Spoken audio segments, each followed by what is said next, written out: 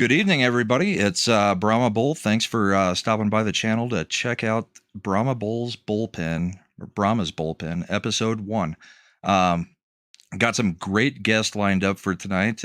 We've got Flaccid Phoenix, the Nerdporeal Lifeform, and hopefully Salty Texas Sea. We're going to be talking a little bit about some of our favorite fantasy and sci-fi series.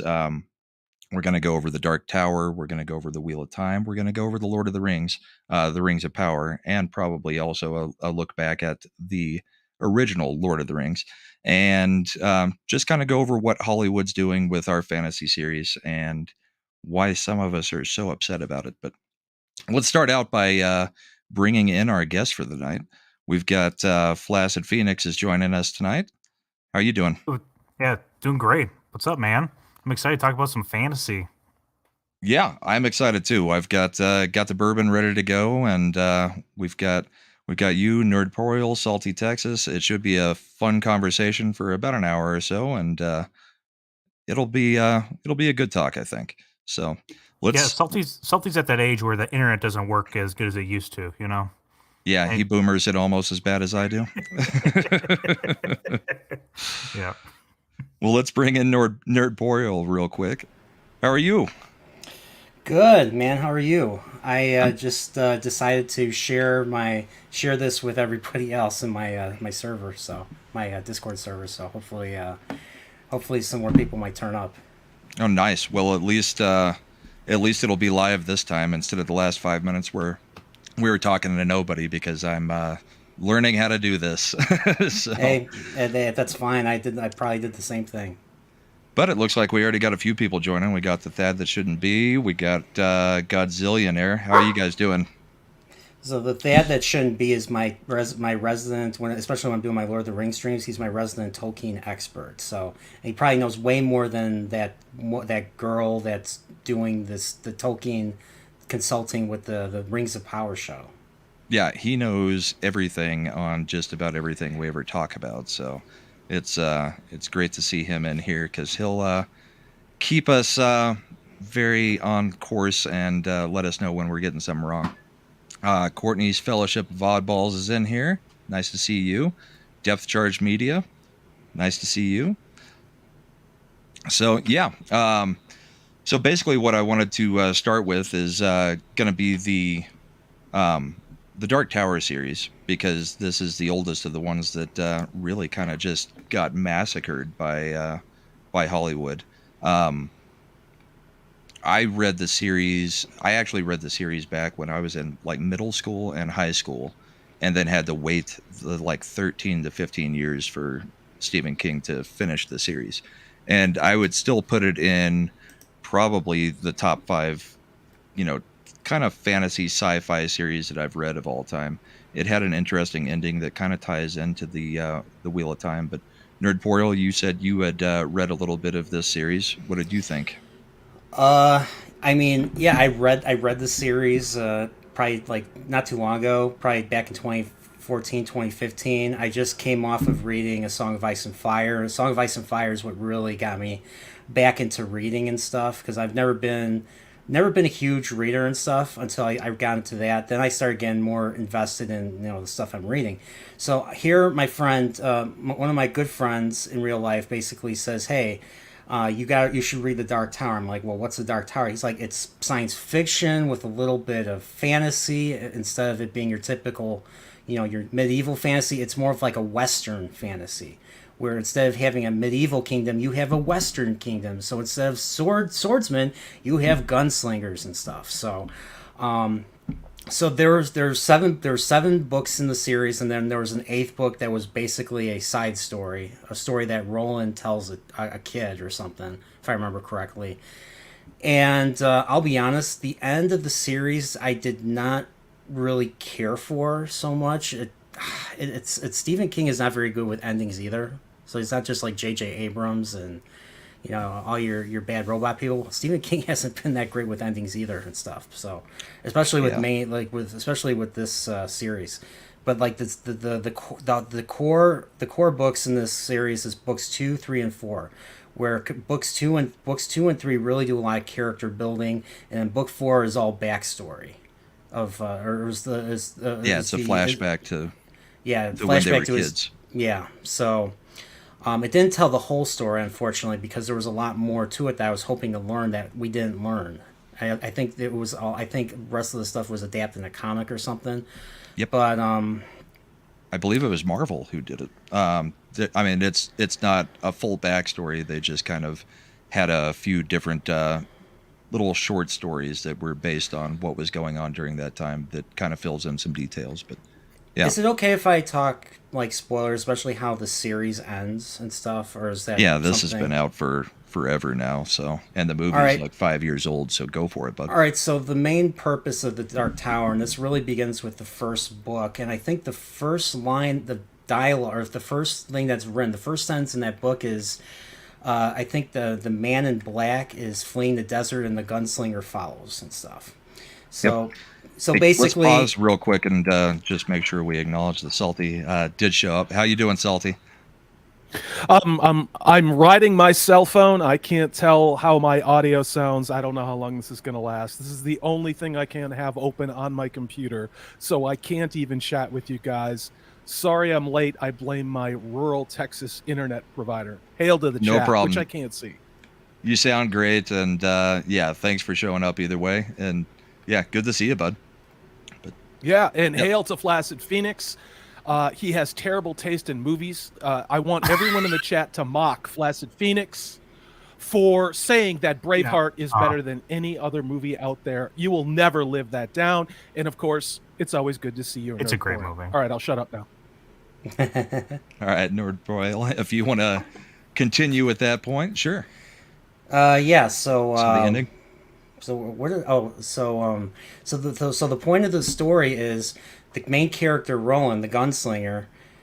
He basically has this urge to find this dark tower. This I don't know if it's, I forget if it's considered a mythical tower, but he has this urge to find this dark tower.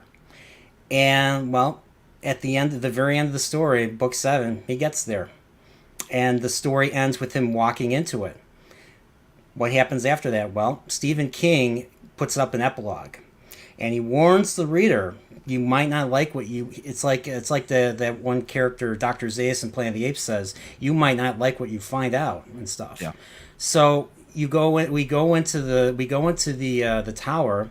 He goes up the stairs, and then he goes through a door, and voila, he's back. It basically cycled back to the beginning of the first book, The Dark Tower, with and it ends with the very sentence that began the story. The man in black flees into the desert, and the gunslinger follows. But So- this time he's got a horn on his hip that he Yes. didn't have from a battle earlier that is supposed to be key to him being able to get further. Yeah. But So that's kind of where it ties into the Wheel of Time, in Yeah. that it's a cyclical nature story. Wheel of Time also just continuously rolls around.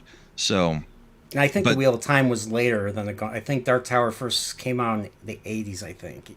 yeah. Yeah, first published in the 80s. At least the first. But there book was no idea that it was going to be cyclical when it came out. I think Wheel of Time was Wheel of Time kind of starts knowing that it's a cyclical thing, because that's one of the first things in Wheel of Time is this has happened and it'll happen again. Kind of like Battlestar. Yeah, he borrows a lot of ideas from other book series. I mean, the obvious one in the final book, besides the Wheel of Time, is Harry Potter, because in the final book, the main villain, who is the Crimson King, the band Crimson King, get it? While the Crimson King is using snitches from Harry Potter as like weapons to blow them up and stuff, and so Roland has to shoot all these snitches from Harry Potter, and it's kind of ridiculous, but hey, he had to finish the book some way, so. And Stephen King, and as much as I don't know if you guys ever seen Stephen King's thing with George R. R. Martin, because George R. R. Martin did like a series of interviews with various authors and stuff. Well, the question that everybody wanted George to ask Stephen was, how the fuck do you write so fast? And Stephen King basically says, I work until I get 10 pages done a day. which is something George does not do. George does not do that. Flaccid, did you know anything about the Dark Tower? No, so I never read any of the Dark Tower. All I know from it is that it's like the extended universe of all of Stephen King's books, which is a really cool concept. And I kind of went in like, I think I started learning more about it when I started like looking things into it, and I'm like, what in the world? There's like a whole other, because it's connected to his whole stuff too, right? Like, Yeah, it's a hub for monster. every Stephen King story that's Like a you go major into, storyline. yeah, you Right. go like he Salem's goes throughout Lot, all yeah, of those. Yeah. well, Sam's Law is directly connected because of Yep. the character Father Callahan and stuff. Mm-hmm. So, but yeah, like in this series, like you can go into different like Roland basically travels into different universes. He goes into he goes to New Doorways, York in this portals. particular, or he goes to different. He basically goes to the different universes that his book series take place in. So Yeah, so So when I that's- first learned about it was on the like movies. Basically, that's my biggest exposure to it. Was that one Idris The Elba, Matthew Abomination? McConaughey? Yeah, and it to me as a like kind of a normie to the whole franchise, or just like a normal audience goer or moviegoer, I looked at it and I was like, this looks like one of those 80s 90s tropes where they bring in like the fantasy elements to the modern day world, like Masters of the Universe, and I just was not interested in it at all. And then yeah, I'm not a big reader. I'm kind of dyslexic, so anything I read, I really just listen to. So I just ended up not picking it up and not really getting into it because of that movie. Yeah. I about you, read the Salty? books. I was going to say I read the books when they came out, or at least the first, the second one. I actually thought they were pretty good. There were some incredible scenes, especially in the beginning with the drug smuggling and the airplane, and suddenly finding himself in another land. It was interesting. It really was. Now, was it a perfect story? No. I would put it at kind of, and this is probably going to piss people off, a low second tier of fantasy in my mind, but I don't know. That's just how I look at it. See, it's what would be interesting what would be because considered first? What would be considered first tier, Salty? Like Lord of the Rings, Well, obviously. Whatever Flaccid Phoenix says is third tier. But after that, to me, and again, we all have our fandoms. For me, Tolkien, looking at oh God, Piers Anthony, Robert Jordan would be first tier. Second tier to me would be Terry Brooks.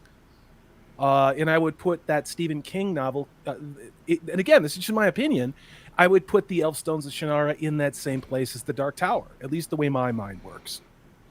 yeah, I liked the Dark Tower much better than I liked Shannara. I liked it. I mean, I obviously like Wheel of Time much more than the Dark Tower, but for the longest time, the Dark Tower Yeah. was my series because Yeah. the first 4 books are absolutely fantastic. The last 3 are a headlong rush into weirdness.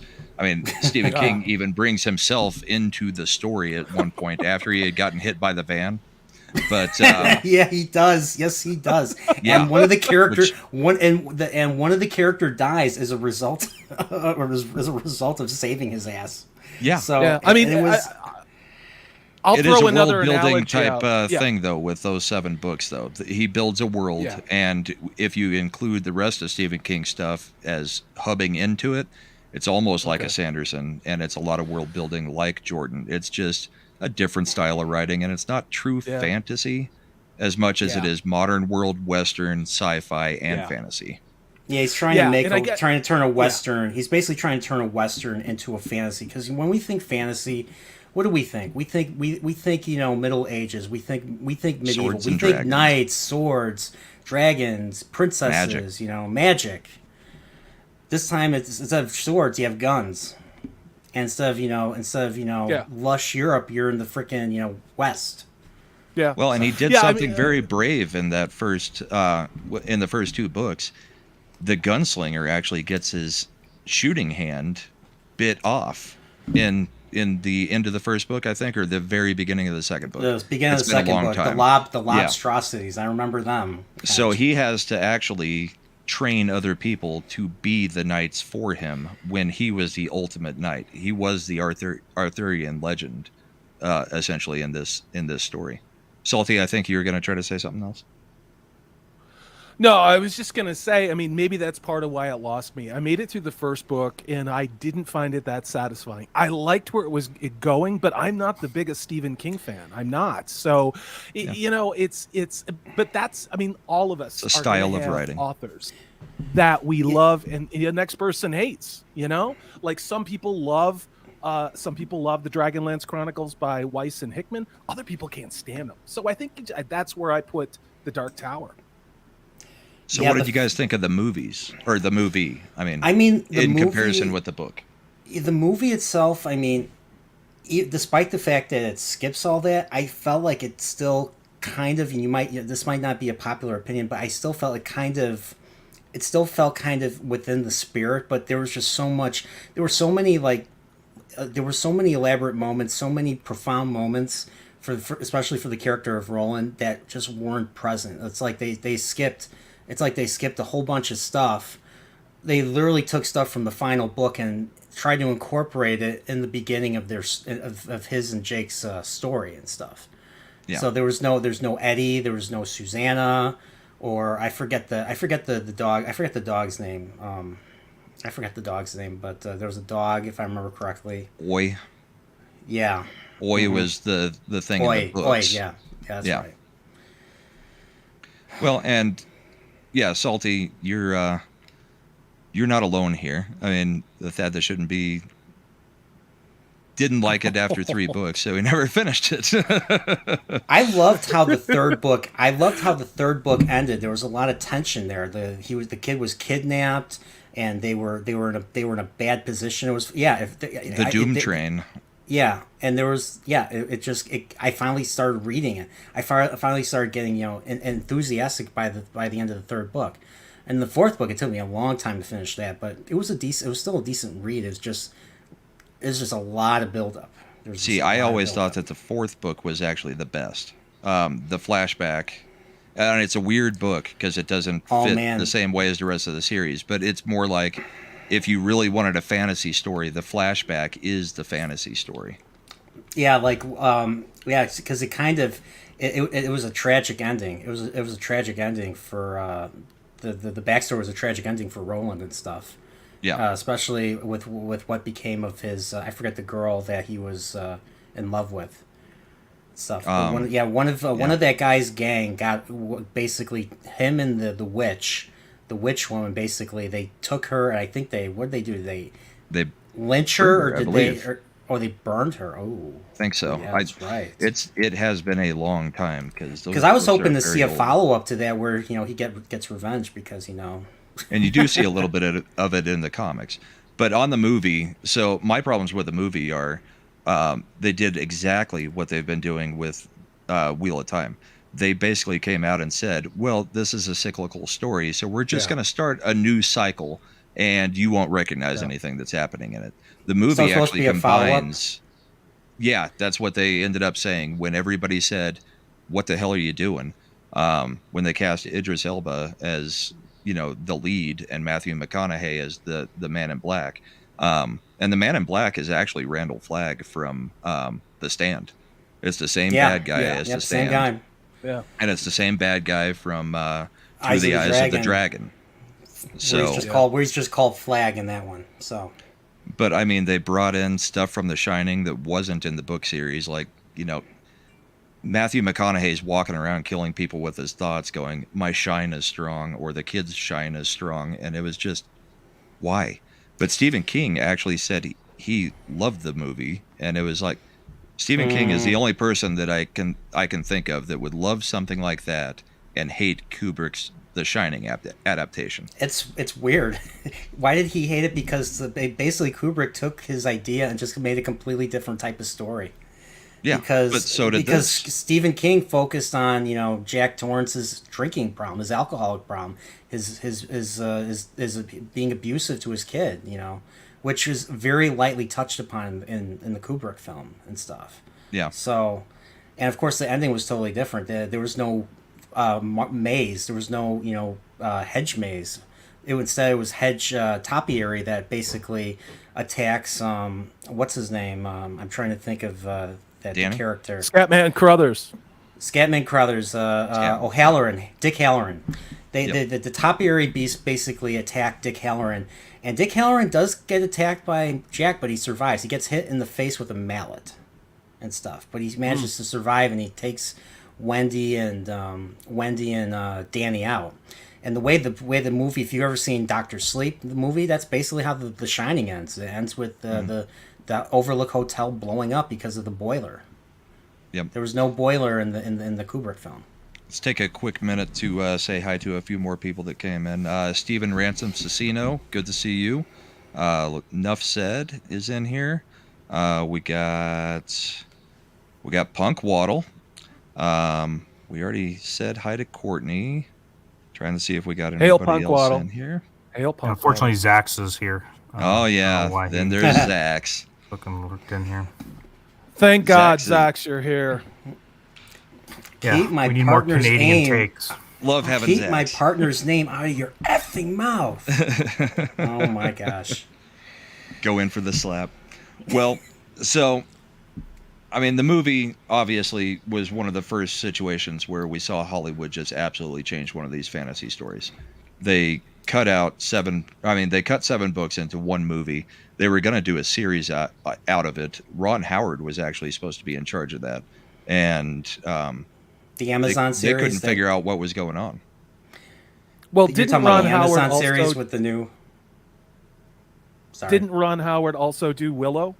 So I mean, I don't know if I would have brought somebody on who had anything to do with Willow. Was it Ron? Hey. I thought Wow, it was Spielberg. Yeah. No, it was Ron Howard. Was it Ron? Yeah, Okay. it was George Lucas's story that I thought His Ron script. Howard did. Yep. Yeah. Okay. That's right. Yeah. So here's the tie-in. So we've got two stories that cycle into each other over and over and over. Wheel of Time and The Dark Tower. One was absolutely destroyed by Hollywood, and now they've taken the time to destroy another one by saying, well, it's cyclical, so we can just do with it whatever we want and call it an adaptation. And I know this one is high on your list of things that you're not real happy with, Salty. So what do you think of why does Hollywood keep doing stuff like this?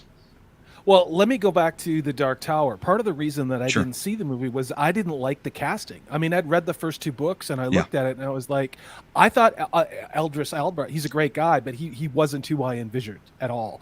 And Matthew McConaughey, I didn't envision him as the big bad either. Why they do things, I think at that time when that movie was made, movies still sold a lot on star power, and McConaughey was kind of having a pretty up time. I don't think he'd hit his Oscar-winning phase, but he was a commodity. Yeah, he'd done some Lincoln As far as commercials. to answer your second question, why did? Well, yeah, I mean, but no one will ever surpass the fine Cordoban leather of oh god, what the hell is it? Ricardo Montalban. Montalban? No, I mean, I think when did The Dark Tower come out as far as a movie? Was that in the 90s or the early 2000s? I believe it was 2017. 15 or 17. Yeah, 17. Yeah. Wow. Okay. So I mean, I It think wasn't we have that our long answer ago. right there. You know, But it's one of the first it feels examples of this longer. happening. I mean, that was still when we started to get Dark Fate come out, all of those things, if you look at time periods, not just in one movie, but what else was going on, it's not really surprising that they did what they did. I think the difference now is that there are these ESG score-driven things, and there are people that are hired to enforce artificial criteria on entertainment, and whether it be, I mean, in any, name it, Disney, Marvel, I mean, Halo. Yeah. Well, and what I every found damn thing interesting, that we love, so are pushing ESG and ESG investments. Sorry, we got a lag. yeah, it's a little bit. What I found interesting is, I mean, Stephen King actually liked this, but the rest of these things, as far as Wheel of Time, Lord of the Rings, they don't have a writer to defend them anymore. So, we don't Yeah, have. I mean, we they're don't just have taking control. Christopher Tolkien. We Yeah. don't have Christopher Tolkien Yeah. to defend I mean, the other the thing- integrity of his father's work. And that's the problem is the people right now have no respect Yeah. for Yeah. the integrity of the work. I mean, look at what Star Trek became. It's become mush. And the same person that has been writing Star Trek wrote this Dark Tower movie, a guy named Akiva Goldsman. So you see his name, that's a big red Oh, flag right there. Jesus Christ. Yeah. Yeah, I wouldn't let him write a grocery list for me. I mean, like that's a talentless ideological hack, just as much as Kurtzman is, and just as much as Rafe Judkins is for Wheel of Time. I mean, I've said it in my own reviews. Why you would give someone like Rafe Judkins with very limited experience and even less real success something like a high fantasy property like Robert Jordan is beyond me. Unless your entire goal is nothing but to push every possible ESG score virtue signal thing there is. I mean, that's the way it looks to me. Yeah, regardless of the cost to you, because they're not making the money that they did. We can look at different Hollywood things that they actually did a pretty good job on. Harry Potter fantasy series, they went along with the books and they did pretty well. The original Lord of the Rings trilogy movies, they went along with the books. I mean, they had to leave some stuff out, but they're beloved movies by most people. Yep. But the second they start changing things, they're not making anything. I mean, Amazon keeps claiming that Wheel of Time was, one of their highest rated series, but I mean, it's a streaming series. The Dark Tower took in 20 million on its first weekend. That's monumentally low for that star power. And I don't know what it finished at, but it did not make money. I can almost guarantee that. I remember going to see the movie when it came out because I mean this was like a year or two after I finished the books and stuff, and it felt like it felt the same as going to see Blade Runner 2049. Nobody was in the theater, and this was opening week. Yeah. Yep. But I mean, transitioning a little bit more to Wheel of Time, I guess. I mean, I don't know what the plan is there. I was actually feeling pretty hopeful when they said that Judkins might be stepping away from it.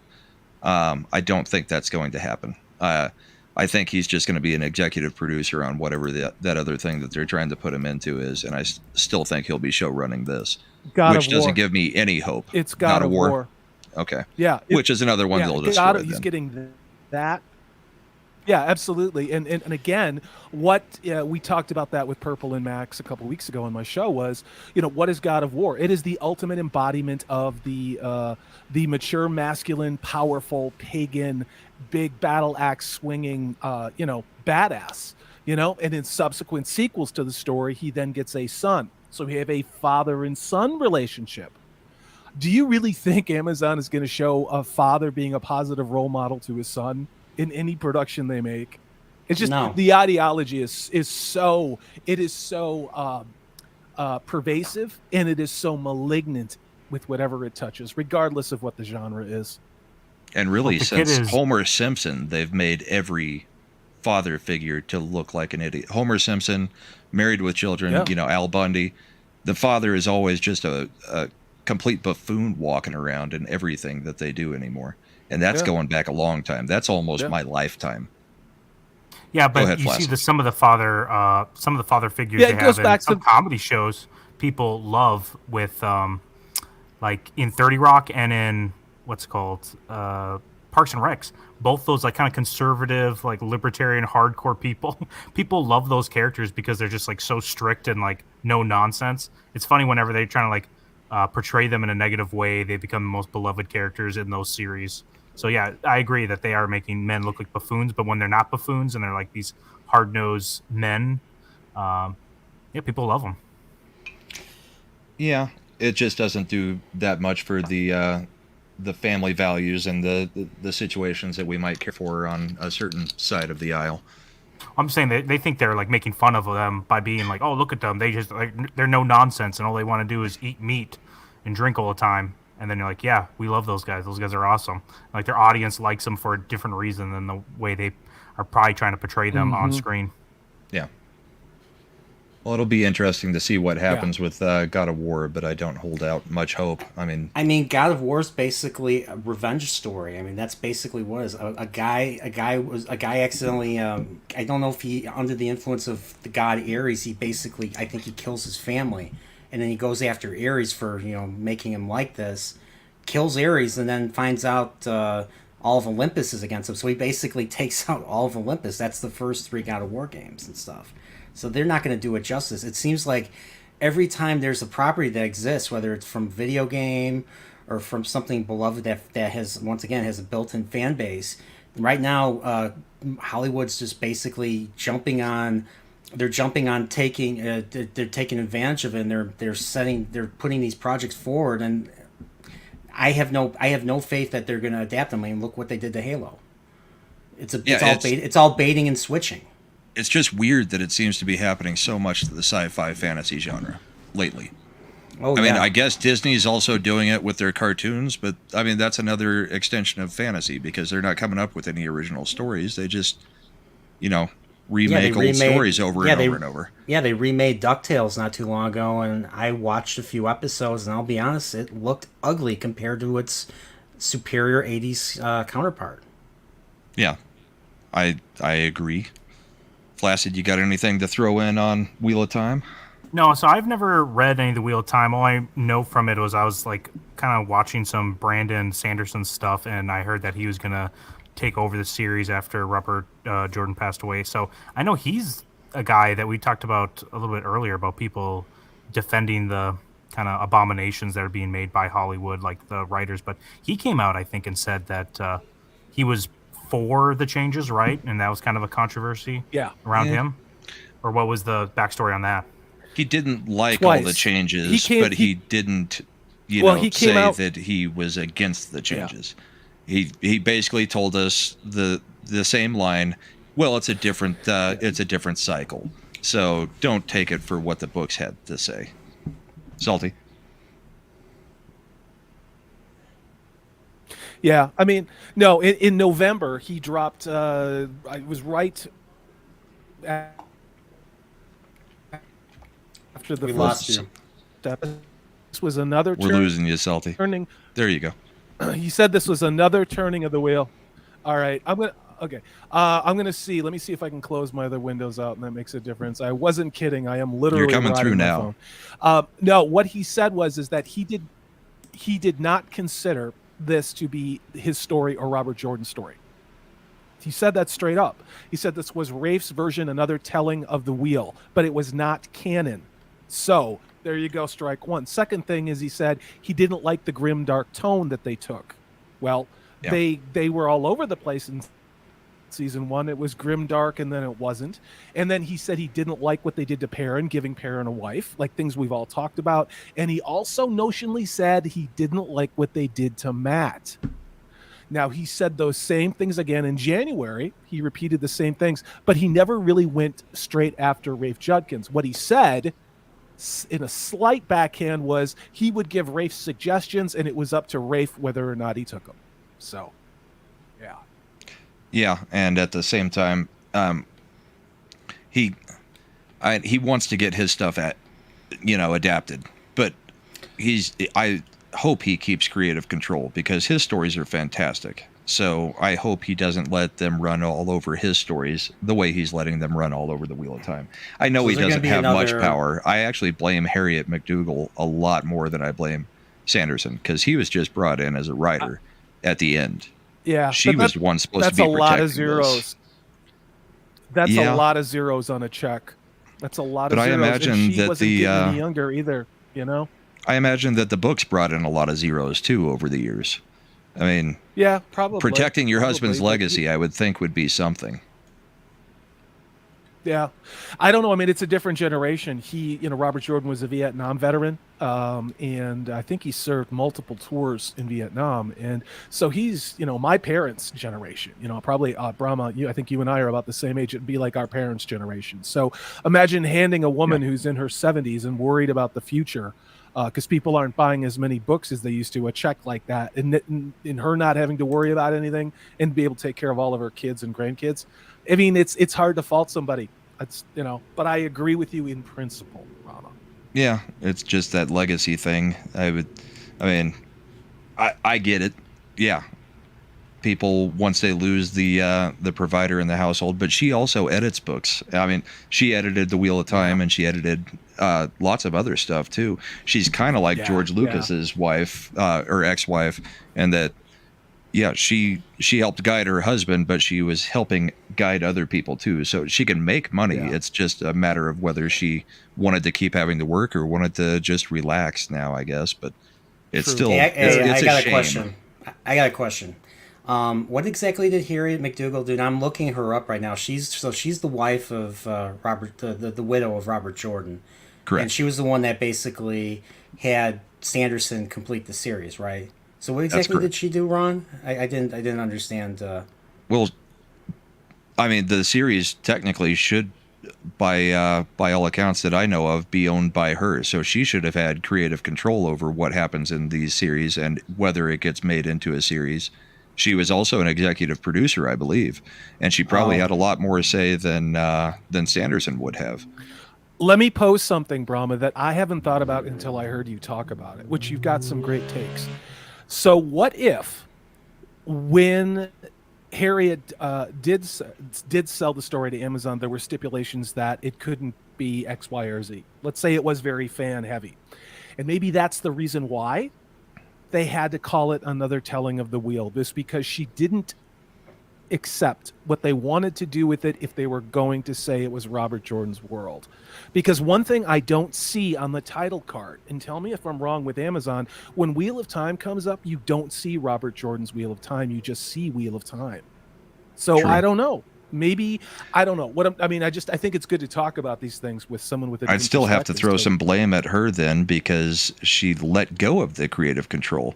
I mean, one of the things that Sanderson has said over the years is, yes, people have tried to option the rights from him on many of his things, but if they're not going to do it the way he wants it done, then he's not going to give them the rights. So, yeah. I mean, you have that option of not selling the rights to Amazon. You could, go Netflix. You could go an animation studio. Honestly, this would have done better as an animation. The story is just too large to do as a TV series. I mean, is it adaptable at all is kind of the question. I absolutely think so. I mean, and I think what you could have, well, see, it doesn't really matter. Hollywood is full of crackheads who are addicted to a drug called ideology. When we talk about things like being human and having love for things and passion and wanting the hero's journey, we might as well be from another planet with these people. I'm really convinced of that. We see it in every property. We see it in every medium. The story comes fourth or fifth down the list. Ideology, politics, showboating, virtue signaling. That seems to be what these people enjoy getting paid for. Our stories seem completely irrelevant to them. And I know that's a hot take, but it's exhausting. It's just every damn thing. Every damn thing we love, like people are saying in chat, they just destroy.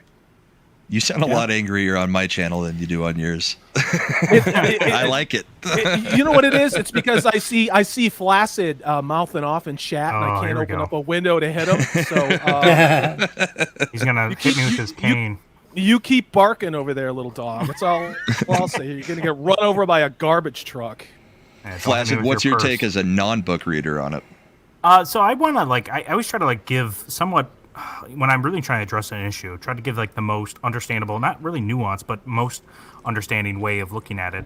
And I don't think it should be underestimated how hard it is actually to make good properties. There's so many things out there before, in the early 2000s, that didn't take off, that were fantasy things, or I guess Clash of the Titans. That wasn't that good, but it was a fantasy setting, and it was a remake of a old 70s, wasn't it a 70s movie? It was great. Early 80s. Okay. Yeah. Mechanical Owl and everything. Yeah, right. So, I mean, I think we have to also take that into consideration that it's not easy to make anything good. But yeah, with what Salty was saying, that these people, you see the message more clear than the story itself. I think that's where the issue comes up, where you go, okay, this is definitely took way more time and meetings on set than it should have. And I've been watching a lot of behind the scenes Lord of the Rings content recently, And you can just see, like, no one really cares. The only thing they just keep referencing is Tolkien. That's all they talk about is his vision, and how even like the little things they did to like go against it. It almost looked like it hurt them, being like, I know we couldn't do this, but we had to do it for the story, and we tried our best to. No, I'm saying the Tolkien. No, I'm saying for Lord of the Rings. You don't think so? You don't think it hurts them? No. I thought you were talking about the Rings of Power. Oh, but, no. I was talking about. I was like, Peter Jackson. Never mind. Sorry. Yeah. No, I was watching Peter Jackson stuff. So those people, like, because you saw how honest they are. So yeah, I don't. It'd be funny to see if they say the very similar things, like you said, for the Rings of Power. If they said the same things, and you're like, yeah, I don't know. I don't really trust it. Yeah, well, look who they've trotted out to attack us. And the fact that they've attacked us before the show's even come out. We did an article last night on my show. It's on Loper, and if you guys want to check that out after this, this is a shill leftist progressive site that's essentially saying the same things all of us have said watching the teaser trailer. And they're a leftist rag, a leftist entertainment rag like Polygon and IGN. So I think the facade is kind of cracked. It's just a matter of, I think, once we get a true trailer, that is literally going to be like all the goblins, in Khazad-dûm chasing us to that one bridge. That's what it's going to feel like from shill media and all of the shill YouTube sites that are out there. Hell's coming if you stand up to this. Yeah, because the ideology is stronger than anything else at this point. I mean, they don't care about the money. They only care about getting their ideology spread around. So that's why they're putting out, like, hey, we're making a Halo show. We're gonna make a Super Mario show. We're gonna make a Zelda show. We're gonna do this. We're gonna do that. It's all. But it's not going to be for the people who liked it. Exactly. It's all red flags. So I mean, in my case, when it comes to finding stuff I like, you have to really look and really really filter it out. I mean, there's only a few shows I really care about. And and one of them. This isn't really where we were going with it, but what do you guys like right now? My next project, and I'm going to be covering the next few weeks, the final season of Better Call Saul. That's going to be my next show that I want to cover, and it's actually a really compelling show. I really love the between the writing and the just the cinematography, the way everything looks, the acting, everything about it is stellar. Yeah. I mean, it follows up Breaking Bad. It's not the action thriller that Breaking Bad was, but it's just a stellar, compelling show. And I can't wait to see how it ends. Yeah. Yep. And they care about this thing called continuity, unlike Kurtzman and Utrecht, where they will forget about their own continuity and stuff. What's up with in favor of the news story? Oh, jeez. What the hell? I mean, that was supposed to, this Strange New World show is supposed to take place before the episode Where No Man Has Gone Before, which is the second pilot, the original series, where Kirk was the captain. It was actually Lieutenant Alden, who was another person of color, but he was the communications officer at that time. So I'm guessing they're going, she was in another department on another deck doing something else. They're going to come up with something stupid. Yeah. They basically pulled all the women and the people of a particular complexion from the original series, and that's who they're going to be focusing on in the Strange New World show. It's not going to be Pike. It's all of this though is they're going farther into what intersectionalism is. It's not just enough now that you have that first layer of gender and race. There are many other layers to this twisted ideology. The alphabets it's the victimhood pyramid of, of course, the bad dad backstory, the mom who's a drug addict because the father was terrible. It's never a woman's fault that she does anything. But also, you're going to start to get into not attractive people who are not physically attractive, who look like you would want to watch them in a show. Now, I know that's a subjective thing, and that's certainly not directed at anybody. If you're offended by that, then you're going to love what TV is going to look like in the next 3 years, okay? Self-inserts. It's going to be people who are differently abled. It's going to be people that aren't smart, that aren't funny, that aren't charismatic, because they have to represent that. And it's literally going to destroy what it is that entertainment is, because their goal is to destroy all of this Western kin and Western everything has to be about politics. And we're seeing it now, but we're still getting story, and its story sucks, but it's just going to get worse. And I'm not being negative. It's just, this has a way to go before it just completely implodes by old physical media, by good old shows. That's my recommendation. Well, and this is going back a little ways, a month and a half, but during the Super Bowl, I was watching the Super Bowl, which I haven't watched a football game in 2 years, ever since, the league I turned it off to whatever. Yeah, I turned it off. But I was at my parents' house, and they were hosting a Super Bowl party, and so didn't really have a choice. But they, we're sitting there watching it. It's me and my family, and then a whole bunch of what we would describe as normies, as far as this stuff goes. And the first set of commercials comes on, and I'm noticing a pattern. Second set of commercials comes on. They got rid of the humor, and they're doing exactly what you were just talking about, Salty. I was like, I know. I guarantee you on these, the rest of the commercials on here, if it's somebody from Hollywood, it'll be a good-looking person. If it's anything that is advertised to a normal person, they're going to have just ugly white woman, random not good looking people all over the place. And by the end of the Super Bowl, I've got all these normies going, how did you know that? It was just like, this is what they do. That's what they think of us. We're the normal, we're the serfs. Yeah, we are. I mean, and that's something that we're going to see more of. And I'm actually working on a video on that I'm going to take my time in doing, because it's interesting to see how the beta male is the spokesperson for so many things, like literally almost a cartoon version of the beta male, who then immediately defers to someone of another gender. We'll just say another gender. And too much weakness. And I mean, it's like, oh, well, you're an old white guy, and it's like, you've had all this privilege. It's like, no, why don't you have all kinds of people? Why don't you have a smart guy who maybe is, a bigger dude who, I don't care what race he is, but he's not an idiot being led around by another gender. That would just be nice to see. It would. Yeah, at any point. Well, I'm glad there's going to be some differently able, ugly people on screen, so Zach can finally see himself on TV and movies. Hey-o. Yep. Good for him. You're never coming on my show, Flaccid. You were done at Braveheart. You pulled the pin, and that comment. Okay, this needs to be a longer debate about Braveheart Salty's. Was a good movie, though. Yeah, it's a great movie. I loved it. I saw it like 3 times in theaters, and I don't see a lot of things 3 times. But I was in high school, so it was like 3 different dates. Braveheart, the best movie. Braveheart.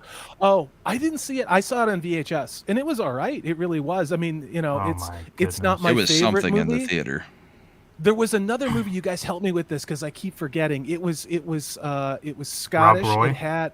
Yes. Yeah. I thought Rob Roy was a much superior movie. Oh my goodness. A much superior movie. That's a bad much take. superior. Rob Roy's about Rob Roy's about Liam Neeson, the cuck that has to go get revenge on the. No, dude. No. See, Liam Neeson, the Will Smith. I'm not listening. Mute Flaccid, Brahma. Go ahead. Go ahead. No. Sorry, I'm Salty. I don't know how that works. Yeah. Rob Roy saw forever. This one. I never saw that. Oh my! Never even heard of it until now. I like it. It's no Braveheart. Oh, Mel Gibson over Liam Neeson. Thank God. I think Braveheart and Titanic were the last movies that I remember having an intermission in. Do you guys remember when they used to have intermissions? Yeah. In like 2.5, 3-hour movies? I feel that they should have had an intermission for Return of the King. Batman. Yeah. Well, Return of the King, they could have had an intermission at the end of the movie and then come back and had all the goodbyes for the next 30 minutes after the movie had ended. Yeah. Hot take. Yeah. But yeah. But Batman, I've heard, is ridiculously long. The Batman, it is. I guess. Yeah, I had my own. I had my own intermission. Let's just say that, because like I got one of those big sprites and I was like, "Yep, it's intermission time." So. Yep. But I mean, anytime they go 3 hours, I think they should still have the intermission. Do you guys have any drive-in theaters still around you guys? Oh, No. absolutely. When I was still in Washington, I had one about a half an hour away, and I saw so many things because they kept doing 80s movies all through the lockdowns. And they had a double feature of E.T. and Jaws. And it was absolutely awesome to see both of those movies on the truly big drive-in screen. Yeah. We have one about, well, it's the next town over. It's about 35 minutes away, 35 miles away. But yeah, they do the double feature thing. They got 3 screens. It's still amazing to see movies that way. Sitting in the comfort of your own car, you can take with you whatever food you want and everything. Awesome. Yep. You guys have Flaccid or Nerdporeal? I would love to see some old westerns, like Hondo or the Alamo on a big screen like that, considering the type of film stock they used to shoot it. Sorry, Flat. No, you're good. Yeah, I don't know any of them around me right now, but back home, I'm originally from Minnesota, and back home I knew there was like 2 that I used to go to, and the last one I remember going to was Charlie and the Chocolate no, it's not Charlie. It's Willy Wonka and the Chocolate Factory. No, was it? Charlie's the one with Johnny Depp. Whichever Johnny Depp one, and Dukes of Hazzards. What a great combo for the kids. Wow. Interesting. Good night, Courtney. Thanks for coming by. I still just think it's the best way to see a movie if you get the chance. I agree. I've never seen. I would look up and see if there's any that are near you. If it's within an hour, it's still worth it, I think. Yeah, I've never seen what is it, a drive-through. I've never been to a drive-in movie. Sorry. Really? Never. That's how I saw. That's how I saw Return of the Jedi. Was in a drive-in movie theater. I saw it It was a double feature with Return of the Jedi and Labyrinth. That was a good time. That's an Go ahead. Back in early 80s, weren't dinosaurs still around? Was there a brontosaurus holding up the screen so you could watch it? Yeah, of course, dude. Yeah. Everything you need to know about growing up in the 80s, just watch the Flintstones, except we had digital watches. You're right. The Sandlot. Yeah, it's so long ago. Just kidding. Salty Lucius grew up in the 80s. He the last intermission he was at Ben-Hur. Yeah, that's real funny. Keep working on the joke books, last. That's a great movie. Yeah, come back to me. I'll workshop it. Yeah, even a movie like 2001: A Space Odyssey, which was only 2.5 hours long, that had an intermission too. Yeah, because back in the day, Batman it was kind of standard. They wanted you to go get food. I never even thought about it that way. So I'm thinking if I do a really long retrospective for my channel, I might do an intermission. I might just have a little intermission, just a nice screen. People can take a break, go and get some more popcorn, whatever. Yeah, I mean, especially with the free refills, it's the perfect model still. I don't know, bathroom break, go get food, refill your drink. Why not still do it? I don't know how we got onto this, but it is interesting because, I mean, yeah, with them thinking that longer movies apparently equal better movies at some point. Yeah, that's the kind of thing you need to get people back into the movie theaters because people are not going to the movies the same way they did, especially with the streaming option.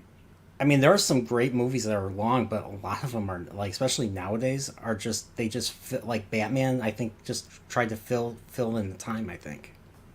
Yeah. Well, we're approaching the hour that I promised everybody we would kind of go to.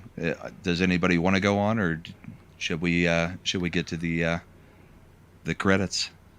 I'm good with whatever. You guys can keep going if you want. I'm starting to break up. And I don't even know if you guys can hear me right now, but your audio is all pixelated or distorted coming to me, so I got to drop. I just don't want to. I don't want to kill your stream, but it was great working with you guys, Brahma Bull. I'm going to go find out why the internet that I'm paying for isn't working, and so thanks a lot, you guys. Well, go ahead and do your outro then, Salty, and we will. We'll see if it comes through. I am Salty. Okay, I am. You guys just locked up. I am Salty Texas C. You can find me on YouTube. I am at closing in at 1,900 subscribers. Thanks to all of you. We do a great live show every Tuesday night at 7:15. I do that with my wingman Zax. Purple Valkyrie and Maxfield Von Priestley. I'm going to be doing some work later this week with Purple on some things, and also some more work with Zax on some special projects. So, yeah, also look for more Wheel of Time interviews going to be dropped tomorrow. So, Brahma, thank you so much for having me on tonight. So, thank you for coming on. It's great to see you. Episode 1 of my channel, so I really appreciate you guys putting your necks out there and coming on and helping me out. So, thank you very much, and everybody go sub to Salty. I'm a actual channel member on Salty's channel, and we have a great time. It's a good group. So, thank you very much, sir. See you, Salty. See you, man. I know it's his bedtime. Yeah, I came up with a little, like, this is how I introduced Salty in my last stream. I basically called him, like, he's the spice you need for your pop culture spice rack or something like that. That's how I kind of put it, because salty. Yeah, I have to work on that. When he first came out, I got so confused between him and Salty Cracker. It was like, which guy is which? But I wasn't sure if the name had anything to do with each other. But Salty Cracker is a lot different. Oh yeah. Yeah. Well, Salty Cracker looks like he could be the son of Culture Casino. Yeah. Culture, and the hair that Culture Casino has, it's all real. Yep. Oh no, it's a weave. Yeah, I met him. It's real. He loves it when you tell him it's a weave, though. So do you guys want to go ahead and wrap this up? Sure, Wrap that up. I was going to say one thing. You Sure. know what? Did you get, or I was just going to ask this question real quick. What's like what would you say is like the most devious thing you've done in a movie theater? Not sexual wise. Like, have you ever like gone theater hopping or but snuck in something like really extravagant or something like that? Like, were you able to like sneak in like a turkey like that? What do you think is your biggest like action you've done in the theater? It wasn't. It wasn't really all that deviant, except for what the movie was that I was seeing. Way back when, in the '90s, I went and saw one of the old Faces of Death in the theater when they did like one of the midnight showings, where it was all just a whole bunch of weirdos going to see it, because it was just like, me and the buddies were like, we've heard about this thing, okay, let's go do it. But I mean, it was nothing that was really all that deviant as far as doing anything that was against the rules. It was just, it's not something that you're all that proud of going to see later in life, I guess. Yeah, right. But I'm still pretty sure it's all staged. So, what about you, Nord? I mean, when I was in high school, I remember. I think I don't know if it was the same day, but from what I remember, I think Mummy Returns and Resident Evil, I think, came out at the same time. So I think my friend and I, we went to see Mummy Returns, and then we snuck into Resident Evil. And I never played the game, so I had no idea what I was watching. I knew it was one of those, typical, horror type of movies with, heavy action and, people getting killed off and stuff. And then years later, I played the games. Wow, the movie is garbage compared to what they could have done with a true adaptation of the first game and stuff. And then of course, what was it, Netflix or who? I don't know who worked on the. I don't know who worked on the newest Resident Evil. I think it was Netflix that came out I think last November, and it was just garbage and stuff. So. Like they took Leon Kennedy's character, and he has a particular look to him. He's Caucasian. He has like the '90s hair parted in the middle and stuff. And they basically race swapped him. Yet they still called him Leon S. Kennedy and stuff. So I don't know. Between that and what I've read about what they're going to cover in the movie, it was just garbage. They tried to cover both the first two games in a single movie, a 90-minute movie, and it just doesn't work. I remember that. I just didn't watch it because it looked like trash. Yeah, I was gonna see it, then I was like, nah, I don't even want to bother with this. Yeah. What about you, Flaccid?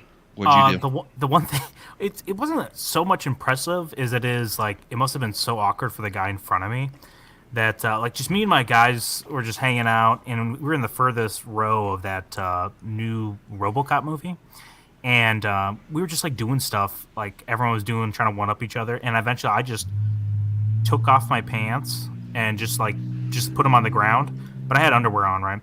And the guy in front of me must have heard my belt jingle like by my ankles like the whole movie, and was just thinking like, what is going on back there? And not look back the whole time. But Yeah, yeah, don't make eye contact. I don't want to look back there. There's just a bunch of guys went back there. Someone's taking their pants off. Different kind of theater. Great. Yeah. Punk Waddle, is that something that is weird? Because, yeah, I have a hip flask with me for every movie. It's about the only way I get through most of the movies nowadays. But, yeah, guys, let's go ahead and close this down. And thank you guys for coming on. Thank you, chat. I'm glad everybody actually showed up. This has been fun. We did our hour that we had discussed, and I think we had a great conversation. So, Flaccid, you want to go ahead and plug your stuff? Sure, yeah. I'm Dom from Flaccid Phoenix. I have a YouTube channel. Me and my co-host, Gator. We just rant and riff about all things pop culture over there. We're going to be covering the Halo series, going episode by episode, as well as the Moon Knight series just came out. We're going to drop a review tomorrow. And as far as right now, my quick review it's actually pretty good for first episode. I'm not sold on it, but from what it is, I enjoyed it, and it wasn't anything over the top in either way. But then again, my expectations are pretty low. So, yeah. And thank you so much for having me on, man. It was great. Yeah, thank you for sticking your neck out there and coming on the maiden voyage. So, thank you very much. How about you, Nerdporeal?